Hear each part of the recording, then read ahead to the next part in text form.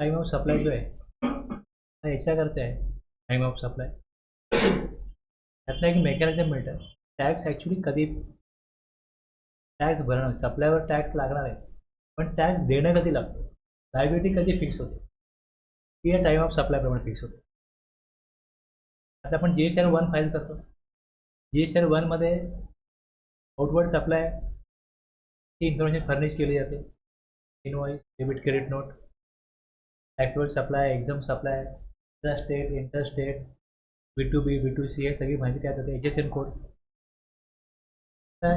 तो GSR 1 आहे आणि 3B आहे. त्याला काय डेट दिल्या, तुम्हाला माहिती आहे डेट दिल्या की 20 तारीख. त्यानंतर क्वार्टरली असेल तर 3B 20 तारखेला. त्यानंतर मंथली असेल तर डेट 20 तारखेला आहे. आणि क्वार्टरली असेल तर काही स्टेटला 22 तारीख आहे, काही स्टेटला 24 तारीख 3Bसाठी. आणि कंपोजिशन दिलेलं असेल तर त्याला CMP 08 आहे. त्याची ड्यू डेट 3 महिने संपले का 18 तारीख आहे, यात त्याला पेमेंट करायचं. रिटर्न त्याला GSR 4 आहे, तो ॲन्युअली आहे.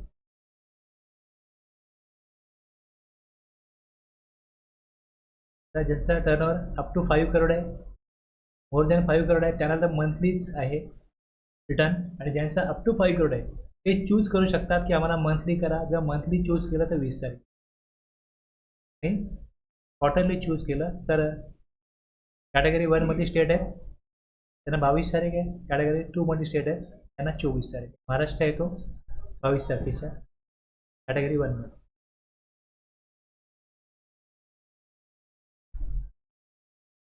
GSR 1 ड्यू डेट असेल त्याची 11 तारीख, आणि त्यांचा रिटर्न क्वार्टरली असतो. ते इनवॉइस फर्निशिंग तुम्हाला माहिती आहे ना, IFF माहिती आहे ना. IFF मध्ये इनवॉइस फर्निश करता येतात रिसिपेंटला तर ITC मेल, म्हणजे हे ऑप्शनल आहे. क्वार्टर जेव्हा सुरू होईल एप्रिल, मे, जून, तर एप्रिल संपला तर मेला 13 तारखेपर्यंत डेट असते 13. IFF मध्ये 13 तारीख आहे, नेक्स्ट मंथच्या 13पर्यंत IFF मध्ये ऑप्शनल आहे. जर रिसिपेंटला ITC पाठवून करायचं असेल तर GSR 1च्या ऐवजी पहिल्या 2 महिन्यात काय असतं IFF. आणि जो टॅक्स पे करायचा आहे तो PMT 06 मध्ये पे करायचा आहे, आणि त्यावेळेला डेट ठेवलेली आहे 25 तारखेपर्यंत टॅक्स जमा करा. कॅश लेजरला ही अमाऊंट जमा होईल. जर क्रेडिट पुरेसा असेल तर कॅश घ्यायला लागणार नाही. जर क्रेडिट पुरेसा नसेल तर कॅश जमा करून ठेवायची, इलेक्ट्रॉनिक कॅशला जमा राहील. आणि जेव्हा क्वार्टर कंप्लीट होईल तेव्हा ॲक्च्युअलमध्ये रिटर्न फाईल ते करते. हे आपण जी प्रोसेस करतो त्यामध्ये सेक्शन 12 आणि सेक्शन 13चा रोल काय हे लक्षात घ्या प्रोसेसमध्ये. तर जेव्हा एखादा बिझनेस होत असतो त्या बिझनेसची ॲक्टिव्हिटी काय असतात की एक सप्लायर एक रिसिपेंट आहे, ते एकमेकांशी कॉन्टॅक्ट झाल्यानंतर ॲग्रीमेंट करतात की तुम्ही गुड्स कसे मागवायचे, कसे डिलिव्हरी व्हायला पाहिजे, मग त्याचे वॉरंटी गॅरंटी रिटर्न घ्यायची प्रोसेस काय असेल, डॅमेज झाल्यास काय करायचं, हे सगळं ठरतं. ठरलं ठीक आहे तुम्ही आम्हाला गुड्स सप्लाय करा. मग परचेस ऑर्डर ॲग्रीमेंटप्रमाणे गुड्स सप्लाय होतो. परचेस ऑर्डर ॲग्रीमेंटप्रमाणे गुड्सचा सप्लाय होतो. दुसरं मग गुड डिस्पॅच होणार, डिलिव्हरी होणार. आता कसं होतं की मॅन्युफॅक्चरिंगच्या एक्साईज ड्युटीमध्ये कसं होतं की मॅन्युफॅक्चरिंग झालं का टॅक्स लागतो. मग GST टॅक्स कधी लागेल. परचेस ऑर्डर दिली, त्याने गुड्स बनवले, मग ते डिस्पॅच केले, डिलिव्हरी केले. आता आपल्याकडे सप्लायवर टॅक्स आहे, मग टॅक्सेबल इव्हेंट आपला सप्लाय आहे. सप्लाय असेल तर मग टॅक्स असेल. मग सप्लाय आहे तर मग एंट्री केली, गुड्स बनवले, डिलिव्हरी केले, पेमेंट. ह्याच्यामध्ये असं काय आहे की टॅक्स केव्हा लागेल. सप्लायवर टॅक्स लागेल, पण तो केव्हा लागेल. गुड्स मॅन्युफॅक्चरिंग होणं वेगळी प्रोसेस आहे, त्याची डिलिव्हरी होणं वेगळी प्रोसेस आहे. मग त्याचं पेमेंट घेणं ॲडव्हान्समध्ये नंतर, हे दोन्ही शक्य आहे. मग टॅक्स कधी लागेल.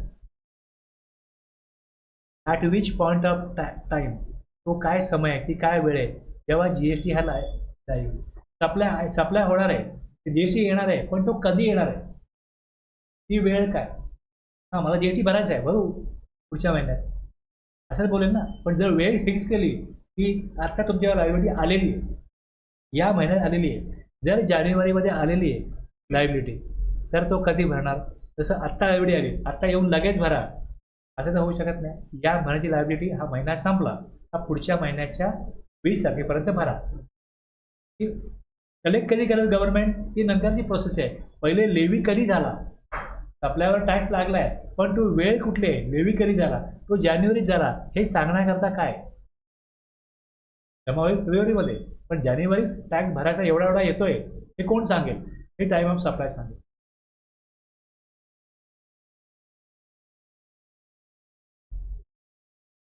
पॉईंट ऑफ ॲक्च्युली हे जे बघताय तुम्ही, ही प्रोव्हिजन सर्व्हिस टॅक्समध्ये होती. Point of taxation, point of taxation ही सर्व्हिस टॅक्समध्ये शब्द होते. इथे त्यांनी टाइम ऑफ सप्लाय केला की त्यामध्ये एक मेकॅनिझम आहे. कशा प्रकारे determine the point in time Wien tax liability निर्माण होईल, अराईज होईल.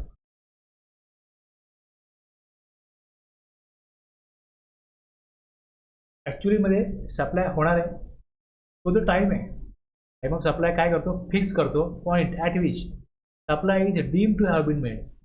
सप्लाय झाला की नाही झालाय. आता इनवॉइस इश्यू केला, ओके, त्यावर टॅक्स रेकॉर्ड झाला.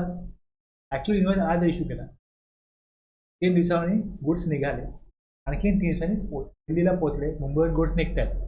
तर ॲक्च्युअलमध्ये सप्लायरकडून गुड्स निघाला आणि ते दिल्लीला पोचायला सपोज 7 दिवस लागत असतील, तर ॲक्च्युली सप्लाय झाला कधी? काहीतरी पॉईंट फिक्स केला पाहिजे ना. मग सप्लाय इज डीम मानलं जाईल, सप्लाय झाला, टॅक्सेबल इव्हेंट निर्माण झाला तिकडे. Supplier is entitled to charge GST to customer. Time of supply काय करतो, टाइम ऑफ सप्लायमुळे is relevant to determine applicable tax rate. आता समजा 18 तारखेला रेट GSTचा चेंज झाला, 18 जानेवारीला. जर माझा पॉईंट ऑफ टॅक्सेशन 16 आहे आणि जर इथे पुढे 20ला ॲक्च्युली माल पोहोचला, 18ला मी माल घेऊन चाललोय, इथे रेट 12%, इथे रेट 18% झाला 20ला, मग इथे 18%, इथे 12% झाला, कमी जास्त काही होऊ शकतो. पण जर का माझा सप्लाय इथे झालाय, इथे झालाय, तर मी हा रेट घेईन. तर ह्याच्या पुढे झाला तर हा रेट घेईन. मला कळलं नाही ना की ॲक्च्युली कधी सप्लाय झाला, रेट चेंज झाला. त्याकरता स्पेशली सेक्शन 14 आहे. टाइम ऑफ सप्लाय गुड्सचा 12 आहे, सर्व्हिसचा 13 आहे, आणि रेट चेंज करतात 14 बघा. टाइम ऑफ सप्लाय त्या टायमाला सप्लाय झालाय तो रेट लागतो. ॲप्लिकेबल रेट काय, applicability of relevant provision, rules, notification लागतात, आणि मग त्याप्रमाणे त्याचं ड्युरेट ऑफ पेमेंट काय असेल ते पण ठरतं. जर माझा 31ला आला टाइम ऑफ सप्लाय जानेवारीच्या, यावेळी मला टॅक्स द्यायचा आहे. जर 1 फेब्रुवारी आला, मला फेब्रुवारीमध्ये मी टॅक्स देणं लागतो. ॲक्च्युअल मग देईन मार्चला. दिवस बदलला कारण त्या रेटही बदलेल आणि कधी पेमेंट करायचं ते पण बदलेल. त्यामुळे टाइम ऑफ सप्लाय महत्त्वाचं आहे. 12, 13, 14 3 सेक्शन आहे. Time of supply goods 12, time of supply of service 13, आणि change in rate of tax in respect of supply of good services 14. Recipient कोण आहे हे बघा, सप्लायर कोण आहे हे बघा. अगोदर पण सांगितलं मी हे, बरोबर आहे. यामध्ये 6 सेक्शन आहेत. पहिल्या सेक्शन हे सांगतो, की 12.1 की ह्याची तरतूद जी आहे ही गुड्ससाठीची. टाइम ऑफ सप्लाय गुड्सचा जर बघायचा असेल तर सेक्शन 12 बघा, आणि यामध्ये 5 सब सेक्शन आहेत. 12.2 फॉरवर्ड 4 साठी, 12.3 जो आहे रिव्हर्स 4 साठी. Time of supply of voucher, gift voucher वगैरे असतं, वाउचर असतं त्याच्या अगेन्स्ट, म्हणजे हे काय इक्विव्हॅलंट टू कन्सिडरेशन आहे. वाउचर तुम्हाला दिलं, मी या स्टोरमध्ये जा 1,000 रुपयाची गुड सर्व्हिस परचेस करू शकता. ते वाउचर दिलं ना आज, टाइम ऑफ सप्लाय काय 6 महिन्यात तुम्ही कधी ते वाउचर रिडीम करू शकता, 6 महिन्यात. पण वाउचर आज दिलं, रिडीम होईल 6 महिन्यात, तर त्याच्या टाइम ऑफ सप्लाय काय असेल? जर 12.2, 12.3, 12.4 प्रमाणे टाइम ऑफ सप्लाय डिसाईड होत नसेल, काढता येत नसेल, तर मग 12.5 प्रमाणे का काय म्हणतात रिसिड्युअल. तसंच टाइम ऑफ सप्लाय ॲडिशन, जर पेमेंट उशिरा झाला, पेमेंटला, तर एक्स्ट्रा पेमेंट मागितलं जाईल. का डिलेड पेमेंट, इंटरेस्ट म्हणा, लेट फीज म्हणा, पेनल्टी म्हणा, ती चार्ज केली जाईल. मग अगोदर 1,00,000 रुपये जर मी वेळेत तुम्हाला दिले असते, ओके, जर तुम्ही माझे सप्लायर आहात आणि तुम्हाला मी 1,00,000 रुपये जर वेळेत दिले असते, तर मला 1,00,000 रुपये देणं होतं. पण जर उशीर झाला म्हणून जर 10,000 रुपये तुम्ही माझ्याकडनं एक्स्ट्रा घेत असाल, तर गव्हर्नमेंट काय म्हणेल की तुम्ही याच्यावर पण GST द्यायला पाहिजे. आता जर या 10,000 वर GST वेगळा एक्स्ट्रा ठेवलाच नाही, मग लोक काय करतील?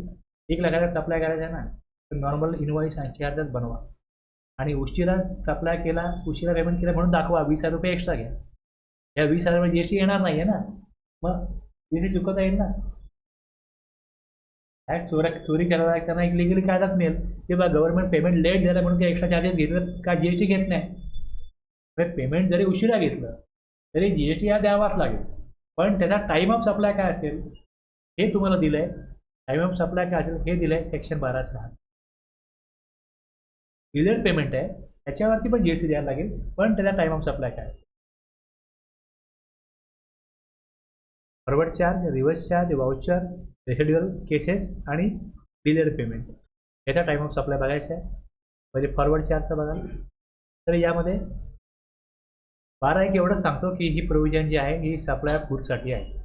12(1) एवढं सांगतो की liability to pay tax on goods shall arise at the time of supply as determined in accordance with the provision of गुड्ससाठी तुम्ही 12 सेक्शन बघायचं आहे. 12(2) the time of supply of goods shall be earlier of the following date.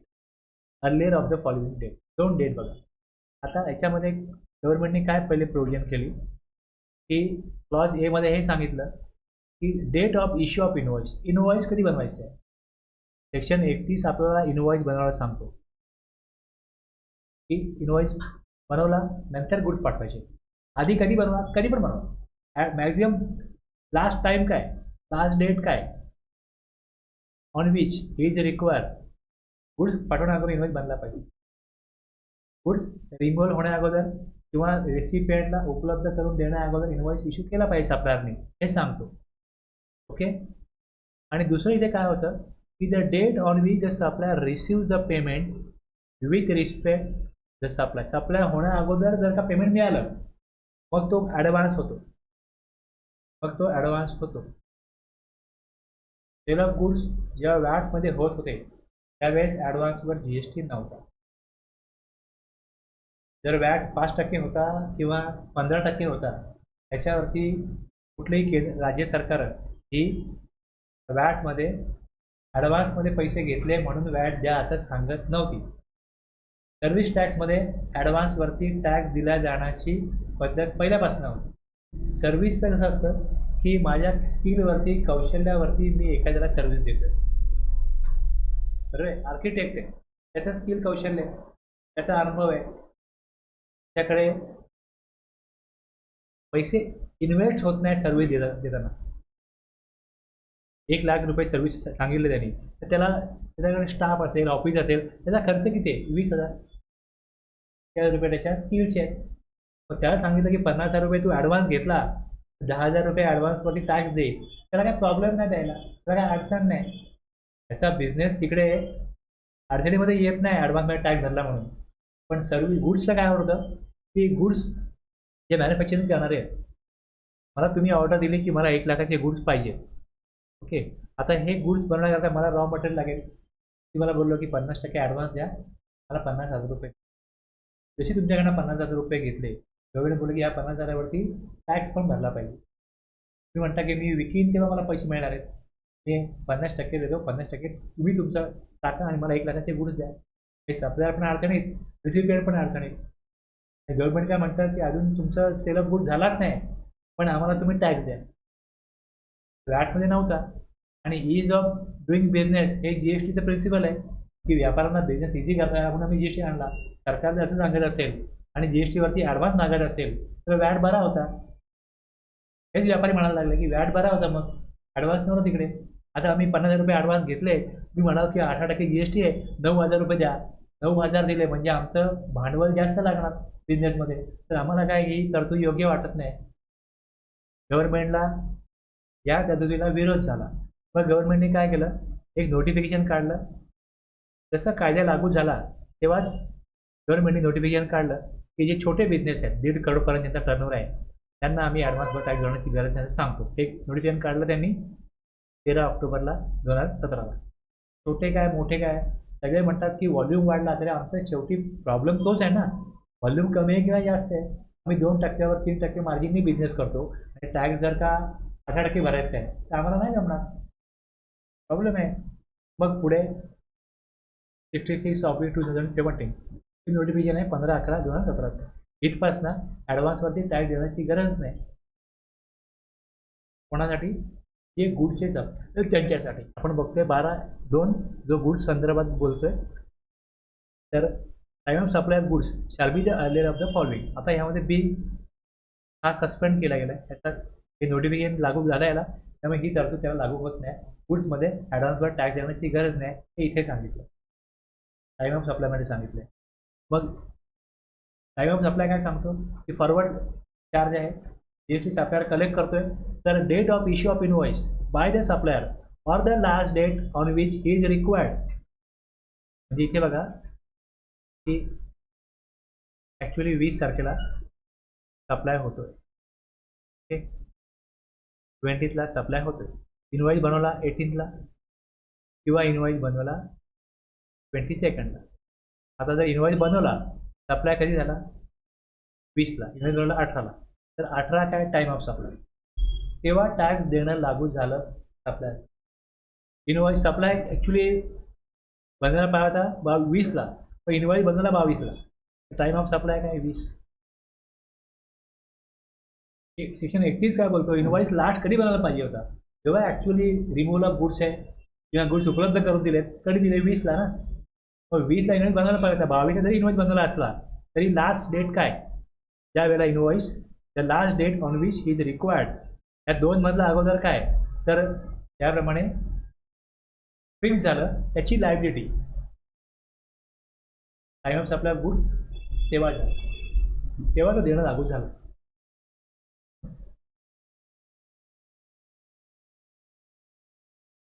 आता ह्याच्यामध्ये ॲडव्हान्सची provision नसल्यामुळे हा पण provision लागू होत नाही. यात काय होतं, सर्व्हिसच्या केसमध्ये हे लागू होईल. समजा आता एक मला तुमच्याकडून गुड्स मिळाले 56,467 आकडा असेल. मी पुढची ऑर्डर मागवली, अजून गुड्स पाठवा, तर अकाउंट काय होईल की साहेबांनी सांगितलं की पहिले अगोदरचं पेमेंट द्या, मालकाने सांगितलं अगोदरचं पेमेंट द्या. किती पेमेंट आहे 56 समथिंग, एक काम करा 57,000 ट्रान्सफर करा, बाकी पुढे ॲडजस्ट करू. 57 ट्रान्सफर केले म्हणजे आता इथे वरती 533 एक्स्ट्रा ट्रान्सफर केले ना, 533 जर एक्स्ट्रा ट्रान्सफर केले तर अप टू 1000 जर एक्स्ट्रा अमाऊंट दिली असेल तर मग सप्लायरला ऑप्शन आहे की जी एक्सेस अमाऊंट आहे at the option of the set supplier, तो ॲडव्हान्स घेतला म्हणून तुम्ही कम्प्लायन्स करा किंवा मग पुढच्या पेमेंटला ॲडजस्ट करा. अप टू 1000 तुम्ही नाही टाईप झाला ॲडव्हान्स तरी चालेल, सप्लायरवरती ऑप्शन आहे. हा प्रोव्हिजन होता. आता ॲडव्हान्सच नाही असल्यामुळे या प्रोव्हिजनचा काही प्रभाव संपला, सर्व्हिसला लागू होईल. मग तुम्हाला बघायला लागेल की 31/1ला काय, मग तुम्हाला हे क्लिअर पाहिजे की 31/1 इनवॉइस बनवायचं आहे. गुड्सचा इनवॉइस कुठे आहे, 31/1ला आहे. रिमूव्हल ऑफ गुड्स आहे, डिलिव्हरी ऑफ गुड्स आहे. जर मुवमेंट ऑफ गुड्स असेल, supply invoice movement of goods, तर मग तिथे रिमूव्हल ऑफ गुड्स आहे, तिथे गुड्स जागीच उपलब्ध करून दिले, मेकिंग अवेलेबल रेसिपियंटला, किंवा delivery of goods or making available thereof, त्या ह्या केसमध्ये at the before or at the time of invoice बनला पाहिजे, ती डेट आहे त्याच्यावरती टाइम ऑफ सप्लाय. आणखीन 31/4 आहे, 31/7 आहे,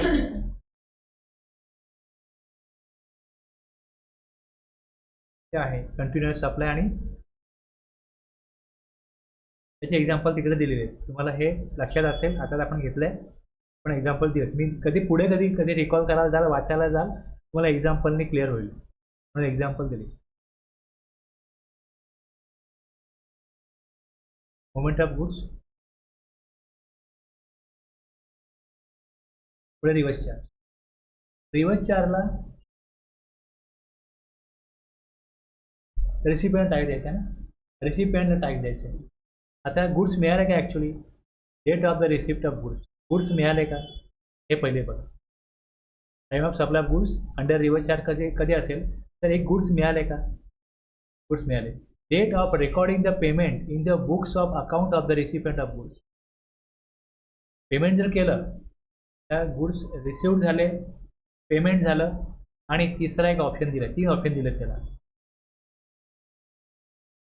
त्यामध्ये बघा, एक the date of the receipt of goods or the date of payment as entered in the books of account.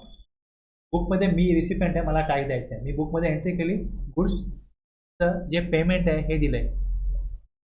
किंवा बँकेमध्ये actually or the date on which the payment is debited bank account. आता बँकेतनं payment झालं तेव्हा काय होतं, केव्हा केव्हा की बँकेतनं पेमेंट जातं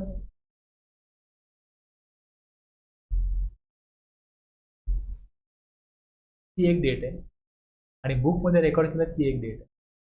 आता जर का 22 तारखेला बँकेतनं पेमेंट गेलं आणि बुकमध्ये एंट्री केली 20 तारीख, अर्लियर काय 20, मग डेट ऑफ पेमेंट 20. बँकेतनं पैसे गेले 22 तारखेला आणि बुकमध्ये एंट्री केली 24, तर 22च काय होईल पेमेंट. ही पेमेंट डेट काढा. Date of receipt of goods काढा. आणि तिसरं, date immediately following 30 days from the date of issue of invoice by the supplier. आता सप्लायर जर रजिस्टर पर्सन असेल तर तो GSR 1मध्ये दाखवेल की हा सप्लाय मी केला, मी रिसिपेंट आहे, मला गुड्स त्यांनी दिले, पण मला ॲक्च्युली गुड्स त्यांनी पाठवलेच नाही, फक्त इनवॉइस सापडले. तरीही मला गुड्स नाही आले, मी त्याला पेमेंट नाही करणार. पेमेंट टर्म्स काय, गुड्स आल्यापासून 7 दिवसांनी पेमेंट करायचे. पण जर सप्लायरनी इनवॉइस इश्यू केला असेल तर 31व्या दिवशी following 30 days, immediately following 30 days from the date of issue of invoice, 31व्या दिवशी लायबिलिटी रेकॉर्ड करायला लागेल, टॅक्स त्याला द्यायला लागेल, गव्हर्नमेंटला टॅक्स द्यावा लागेल. त्या डेटला टॅक्स देणं लागू झालं हे फिक्स होतं. एक बघा, गुड्स मिळाले का, जर गुड्स आज मिळाले तर आज टॅक्स देणं लागू झालं. जर पेमेंट आज केलं, गुड्स 4 दिवसांनी आले तर आजच्या दिवशी. आता इथे काय कसं आहे, महिन्याच्या जेव्हा एंडला असतं ना, महिन्याच्या एंडला आहे तर पैसे पहिले दिले का गुड्स पहिले आले, तर पैसे पहिले दिले मग गुड्स आले. सपोज 31 जानेवारीला जर मी पैसे दिले तर माझी लायबिलिटी कधी येईल, गुड्स कधी आले 1 फेब्रुवारी, पण लायबिलिटी फिक्स झाली टाईम ऑफ सप्लायप्रमाणे. हा पण तुमचा ऑडिट पॉईंट आहे की टाईम ऑफ सप्लाय प्रॉपर आहे की नाही, रिव्हर्स चॅक भरायचं भरला की नाही, मग योग्य वेळी भरला की नाही, टॅक्स दिला की नाही, तो दिला आहे पण योग्य वेळी दिला आहे की नाही, ती वेळ यातना कळते. गुड्स आले एका डेटला, गुड्स पेमेंट झालं दुसऱ्या डेटला, याच्या अर्लियर काय. आणि जर सप्लायरनी त्याच्याकडे दाखवले होते त्याचा ITCला मिळतो, त्यामुळे हे मध्ये पण येणार, त्याला ITC घ्यायचं आहे ना. सप्लायरनी सप्लाय केला, रिसिपेंट आहे हा, पेमेंट करून मग ITC घ्यायचं आहे. ITC घेतला काय नाही, ITC घेतला तर पेमेंट केलं का हेही बघायला पाहिजे. पेमेंट केलं, योग्य वेळी केलं, ITC योग्य वेळी घेतला तर बरोबर आहे. When the date cannot be determined above, date of entry in the books of account of the recipient of.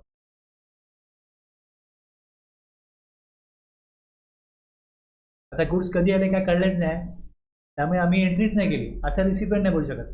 तुम्हाला स्टॉकमध्ये फरक सापडला, अरे गुड्स हां हे आपण हा टॅक्स आपल्याला द्यायचा होता, आपण टॅक्सही दिला नाही आणि एंट्री पण केली नाही, गुड्स विकताना कळलं की एक्सेस गुड दिसत आहेत, अरे हे RCMमध्ये आलेले गुड्स आहे. आता जर का इथे रजिस्टर सप्लायर नसेल ना, सप्लायर रजिस्टर नसेल तर हा पॉईंट येणार नाही की सप्लायरनी कधी इनवॉइस बनवला, कारण की जर का रजिस्टर पर्सन नाही तर त्या इनवॉइसला काही अर्थच नाही. मग रिसिव्ड आणि पेमेंट केलेलं नाही सप्लायरला आणि गुड्स विकताना कळलं की अरे गुड्स आले, कुठेतरी रेकॉर्ड तर व्हायला पाहिजे ना ते गुड्स, तर टॅक्स येईल. तर हे काही उपलब्ध नाही आहे. Date of entry in the books of account of the recipient of supply.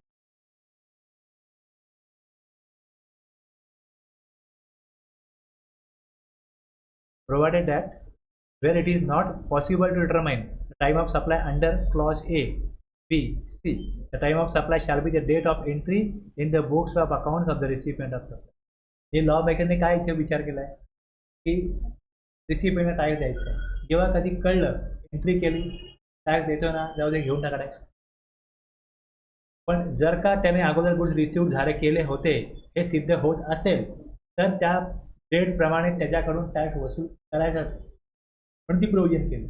पण मग ते प्रूव्ह करण्याची जबाबदारी डिपार्टमेंटवरती येते की तू गुड्स अगोदर घेतले ना, एंट्री नंतर केली, तू गुड्स घेतले सप्टेंबर ऑक्टोबरला, विकतोय जानेवारीमध्ये. जानेवारी तुम्ही एंट्री दाखवली, 3 महिने अगोदर टॅक्स भरायला पाहिजे होता. जानेवारीत भरला, जानेवारी ITC पण घेतला, त्याला ITC घ्यायचाच आहे. गव्हर्नमेंटला काय टॅक्स मिळणार नाही, पण त्यांनी योग्य वेळेला टॅक्स भरला नाही. टाइम सप्लाय काय बोलतो की डेट ऑफ रिसिप्ट कधी आहे, गुड्स सप्टेंबरला घेतले, मग तू तेव्हा टॅक्स का नाही भरला? जानेवारीत जेव्हा तुला आउटपुट टॅक्स जेव्हा करेल तेव्हा कळणार हे गुड्स कुठून आले, मग तेव्हा कळणार हे सप्टेंबरला गुड्स घेतले होते, ते आत्ता आपण विकतोय. मग तेव्हा दाखवा, सप्टेंबरलाच दाखवलं या प्रोव्हिजनप्रमाणे आणि टॅक्स जमा केला. इथे जर त्यांनी वेळेत टॅक्स भरला नाही, सप्टेंबरला त्याला गुड्स मिळाले होते, तेव्हा टाइम ऑफ सप्लाय होता, हे प्रूव्ह करण्याची जबाबदारी डिपार्टमेंटवरती आहे. तू टॅक्स तेव्हा देणं लागत होता. बर्डन ऑफ प्रूफ सेक्शन 155 तुम्हाला सांगतो, दाखवतो परत एकदा. दाखवला होता, अगोदर बोललो तो याच्यावरती. सेक्शन 155 जो आहे, हा एकच सेक्शन असा आहे की जो सांगतो की बर्डन ऑफ प्रूफ हे टॅक्स पेअरवरती आहे. सेक्शन 155 हा ITC संदर्भातला आहे.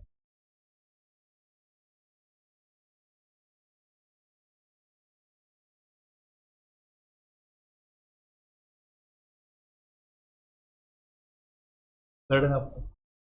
Where any person claims that he is eligible for input tax credit under this act, the burden of proving such claim shall lie on such person. बाकी जेवढी liability department काढेल, हा benefit कोणाचा आहे? रिसिपेंटचा. ITC claim करतोय, basis काय? Document, इतर परिस्थिती ही मला अनुकूल होती, लॉप्रमाणे माझा अधिकार होता म्हणून मी घेतला, डॉक्युमेंट प्रूफ त्याचा आहे. मग बाकी कुठे डिपार्टमेंटला दाखवायचं आहे की तुम्ही लायबिलिटी डिमांड कुठल्या बेसिसवरती मागताय, लक्षात घ्या. त्यामुळे इथे जरी प्रोव्हिजन केली आहे, त्याने रेकॉर्ड केलं, त्या महिन्यात टॅक्स दिला, ठीक आहे द्या, पण तो अगोदर द्यायला पाहिजे होता. हे डिपार्टमेंटला प्रूव्ह करायला लागेल की गुड्स रिसिव्ह अगोदर केले होते, मग EV बिल बनलं आहे का अगोदर, ते गुड्स त्यांनी तेव्हा घेतले होते का, जे काही माहिती असेल त्या आधारे त्याच्यावरती लायबिलिटी रेज करता येऊ शकते.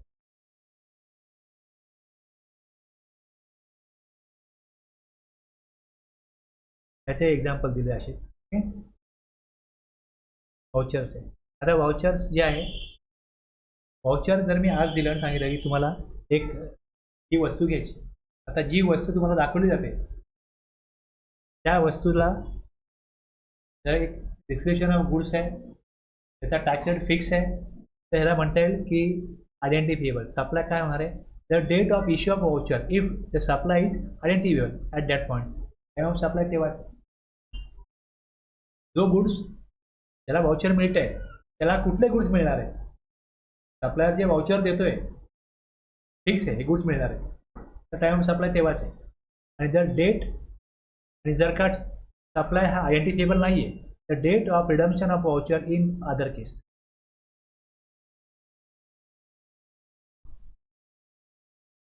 Date of issue of voucher if supply is identifiable. आणि जर तसं नाही आहे, तर मग जेव्हा तो रिडीम करेल तेव्हा काय, तुम्हाला एक वाउचर दिलं की हे बघा, हे 1000 रुपयाचं वाउचर घ्या, डीमार्टमध्ये जा आणि पायथी खरेदी करा. तुम्ही एकदम सप्लाय पण तिथनं वस्तू घ्याल, काय एक्झाम्पल असतील, काय टॅक्सेबल 5% असतील, काय टॅक्सेबल 12% असतील. मग सप्लाय कुठल्या वस्तूचा होणार आहे हे जर फिक्स नाही आहे, तर टॅक्स किती लावणार? टाइम ऑफ सप्लाय आज कसा फिक्स करणार जेव्हा वाउचर इश्यू केलं? वाउचरची प्रोव्हिजन पूर्वी नव्हती, आता वाउचर डिफाईन केलं क्लॉज 118 मध्ये, किंवा सेक्शन 2 मध्ये क्लॉज 118 मध्ये वाउचर डिफाईन केलं. A voucher has been defined in the CGST Act section 2 clause 118 as an instrument where there is an obligation to accept it as consideration or part consideration for a supply of goods or services.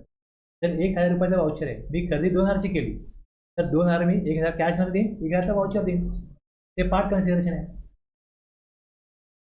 आता असे जे voucher आहेत त्या voucher विषयीच आपल्याला value of सप्लायमध्ये पण तुम्हाला तिकडे rule दिला होता. व्हॅल्यू ऑफ सप्लाय व्हॅल्यू काय असेल वाउचरची.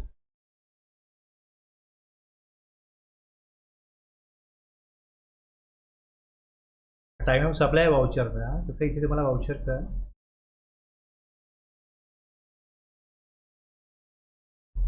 Value of redeemable voucher, stamp, coupons, token, value of a token, voucher और कूपन और stamp which is redeemable against a supply of goods or services is equal to the money value of goods. Money value of goods. Okay. Or services redeemable against such token, voucher, coupon. जर 1500 रुपयाचं मला तिकडे payment करायचं आहे, 1500 रुपये worth of milk coupon are supplied by the taxable person. The value of supply of such coupon under GST law will be 1500. आता जिकडे समजा जिकडे आपण जेवण किंवा अशा वस्तू घेतो तिकडे इन्क्लुझिव्ह ऑफ जीएसटीच कॉस्ट लावलेली असते. त्यामुळे हे 1500 रुपये इन्क्लुझिव्ह ऑफ जीएसटी, हे वाउचर जे 1500 रुपयाचं आहे जो सप्लाय घेतोय त्याचीच व्हॅल्यू आहे. आपण मोबाईल घ्यायला देतो, असं आपल्याला कोण सांगत नाही की मोबाईलची किंमत जीएसटी एवढा आहे. म्हणजे मार्केटला ज्या B2C सप्लाय होतात ते सगळे कॉस्ट सांगितले जाते की इन्क्लुझिव्ह ऑफ जीएसटीच असते. पण असे कूपन किंवा टोकन विकतही मिळतात. Easy coupons limited sales coupon that are redeemable against specified luxury foods product at retail outlet. Each coupon was sold for consideration of rupees 900, but it is redeemable for supplies worth rupees 1000. रुपयाचं coupon घ्या, 1000 रुपयाच्या वस्तू किंवा good purchase करा, service किंवा good purchase करा. तसं असेल तर ह्याच्यामध्ये त्याची व्हॅल्यू जी आहे ती 1000 समजली जाईल. हे व्हॅल्यू ऑफ सप्लाय. 1000 रुपयाची वस्तू मिळणार आहे, ते सप्लाय 1000चा होतो. मला लिंक करायचं ना काय की सप्लाय आहे का तर जीएसटी येईल. सप्लाय असेल मग तो टॅक्सेबल आहे का हे बघा. तो सप्लाय करणारा टॅक्सेबल पर्सन आहे का हे बघा. मग टॅक्सेबल पर्सन इनवॉइस बनवेल. इनवॉइस कुठल्या वेळी बनवायचा हे दिलेलं आहे. इनवॉइस बनवेल त्यात व्हॅल्यू ऑफ सप्लाय काय घ्यायचा आणि त्याला लायबिलिटी कधी येते ती फिक्स होते time of सप्लायमुळे.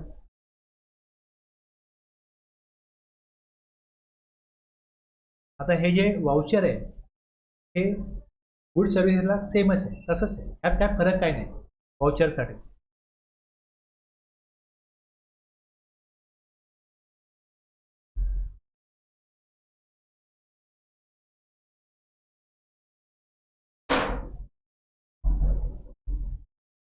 Addition in value असेल त्या अगोदर एक आहे ना, ठीक आहे 12.5 झालं. Forward charge, reverse charge, voucher, residue cost in if return is required to be filed. जे रिटर्न भरायचं आहे रिटर्नमध्ये दाखवला काय सप्लाय.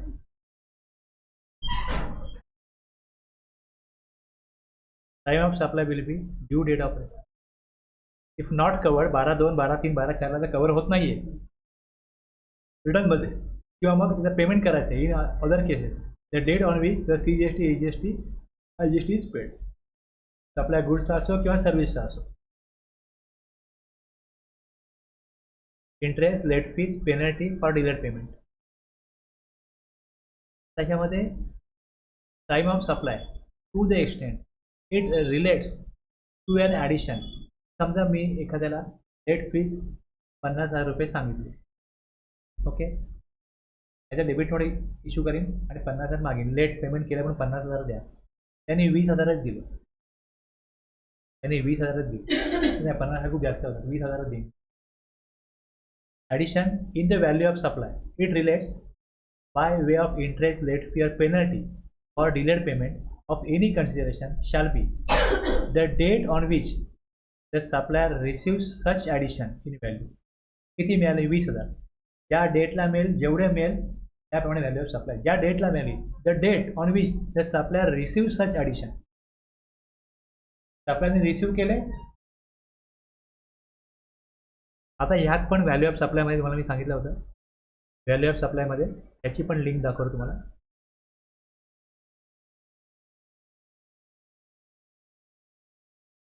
की व्हॅल्यू ऑफ सप्लायमध्ये हे दिलं होतं की जर ॲडिशन झाली, पहिले व्हॅल्यू ऑफ सप्लाय जेवढा असेल त्याचं पेमेंट डिले केलं, interest, late fees, penalty for delayed payment, हे 12/2/8 15/2/8 डी सांगतो, 15/2 इन्क्लुजन होईल.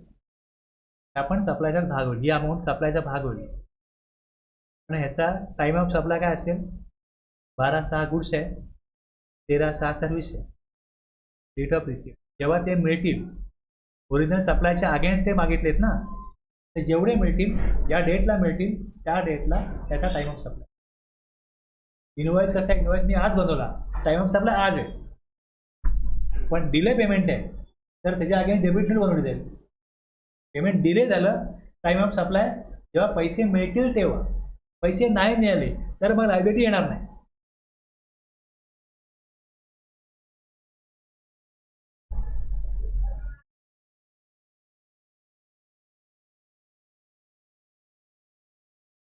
Time of supply, date of receipt of additional value by receipt.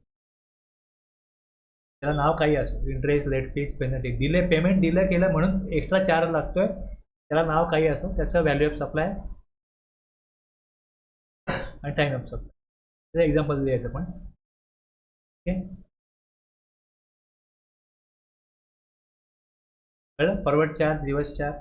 आता हे सेक्शन 12(2) जसं आहे गुड्सचा आणि सर्व्हिसचा वेगळा आहे. 12(2) रिव्हर्स चार्ज, सर्व्हिसचा वेगळा, त्यामुळे त्याचा वेगळा सेक्शन बनवायला लागला, वेगळाही पण.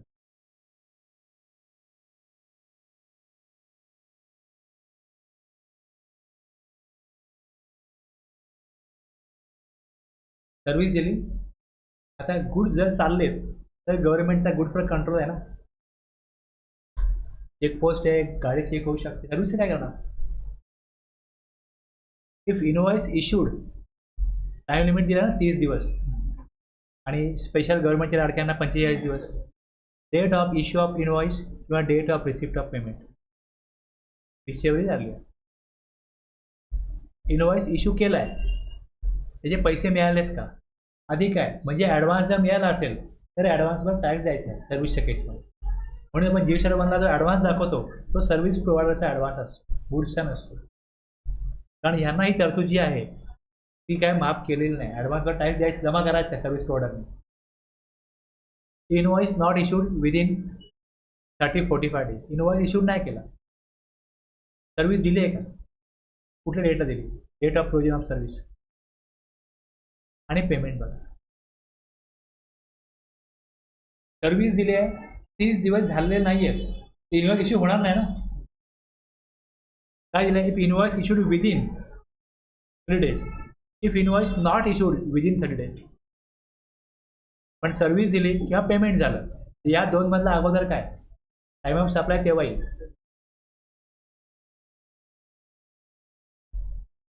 इथे काय सांगितलंय, सर्व्हिस दिलेली नाही, इनवॉइस इश्यू झालाय, हा 30 दिवसामध्ये होईल किंवा आधी पण होईल.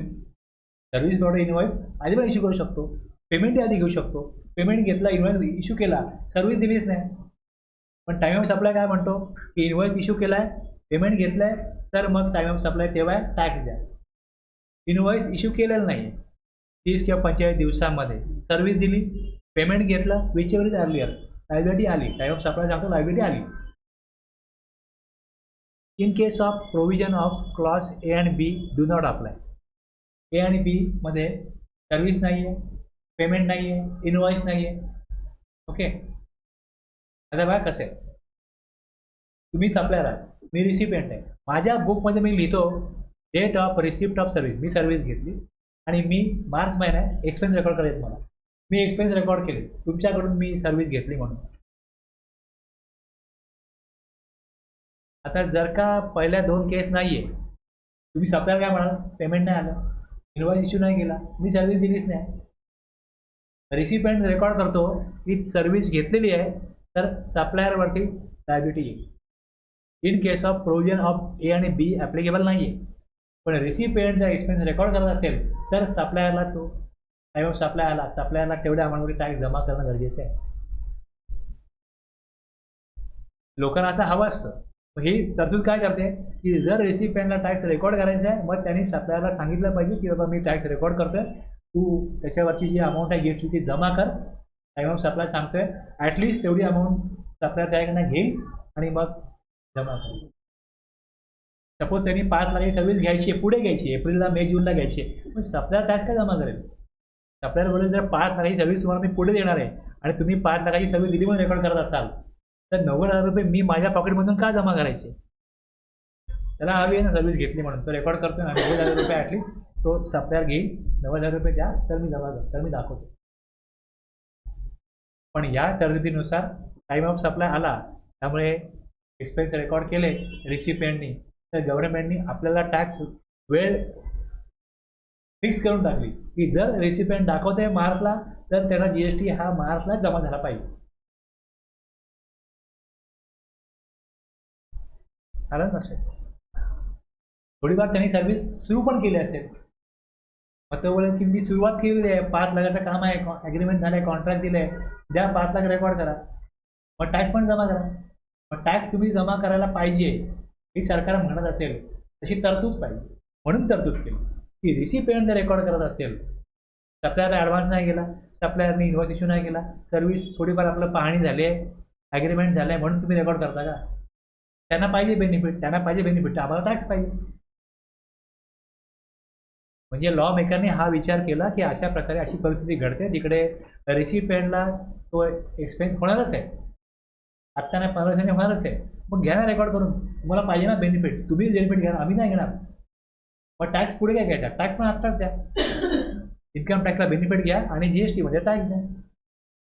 पण जर ते लिहिलं गेलं नसतं तर तो टॅक्स गव्हर्नमेंटला मागता आला नसता म्हणून तिथे ते रेकॉर्ड केलं.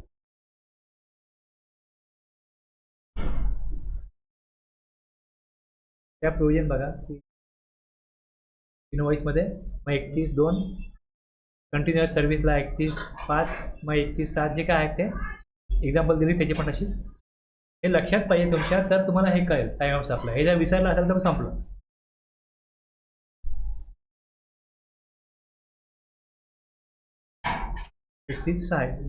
गुड्सला 31/7 आहे याला 31/6 आहे.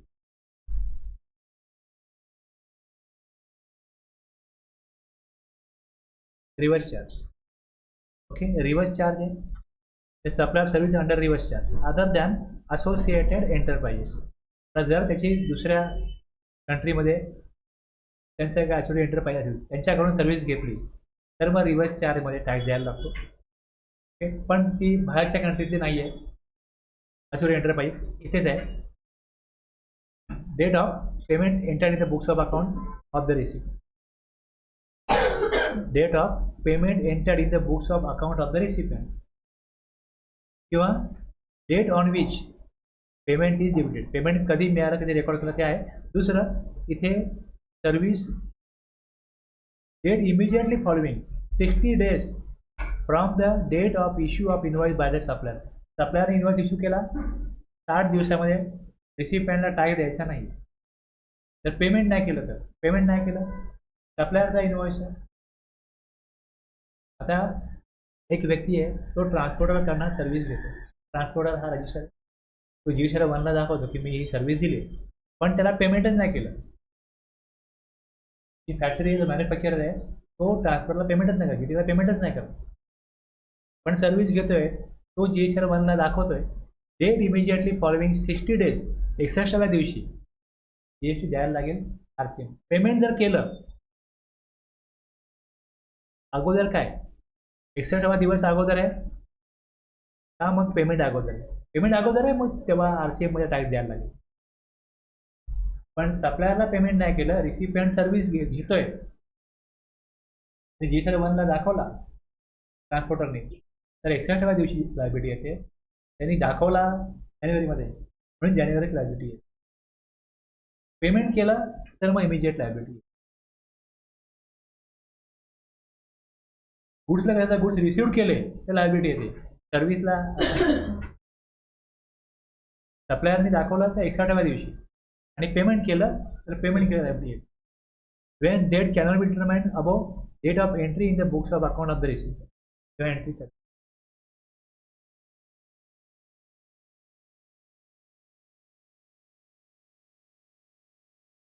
आणि असं एंटरप्राइज असेल date of entry in the books of account of the recipient of supply किंवा डेट ऑफ पेमेंट. आता असं एंटरप्राइज आहे पेमेंट करतील किंवा करणार नाही रिलेटेड पर्सन आहे त्याला पेमेंट करणार नाही असं एंटरप्राइजला त्याला जर पेमेंट नाही केलं तर एंट्री करतील बुक्समध्ये. एंट्री केली तर टाईम ऑफ सप्लाय आहे कारण की याच्यावरती रिव्हर्स चार्ज आहे इम्पोर्ट ऑफ सर्व्हिस आहे रिव्हर्स चार्जमध्ये टॅक्स भरायचा.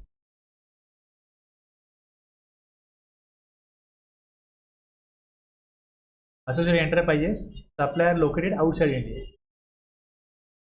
Okay.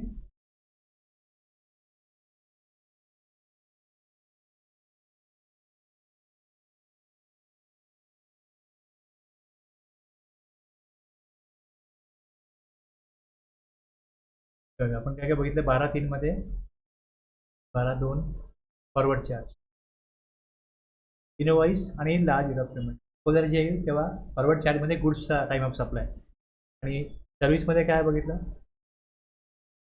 इनवॉइस विदिन टाईम आहे का तर मग date of invoice payment received त्यातलं अगोदर काय invoice not within time date of completion of service payment received आणि हे ए आणि बी जर का नाही आहे तर रिसिव्ह पेमेंट जर दाखवलं बरे तर आणि 1,000ची प्रोव्हिजन सर्व्हिसला लागू आहे गुड्सला नाही आहे टू द एक्सटेंड 1,000 ॲडव्हान्स म्हणून टॅक्स भरला तरी चालेल अदरवाईज 1,000पर्यंत टॅक्स नाही भरला तरी ऑप्शन आपल्यावरती आहे रिव्हर्स चार्जला 12.3 बघितलं date of receive of good आत्ता बघितलं आपण डेट ऑफ पेमेंट रिव्हर्स चार्जमध्ये आणि इथे 30वा दिवस आहे इथे 31वा दिवस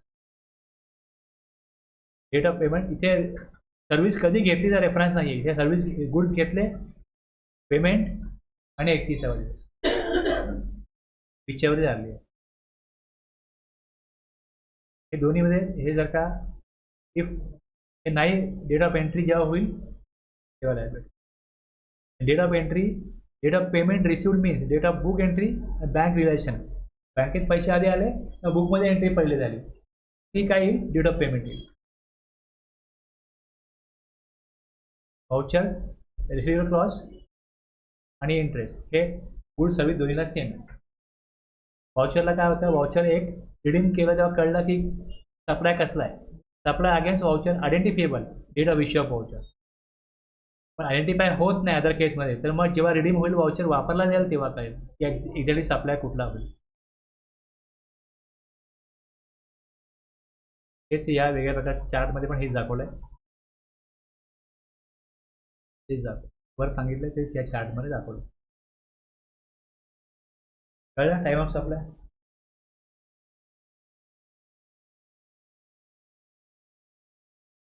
हा टॉपिक संपला इथे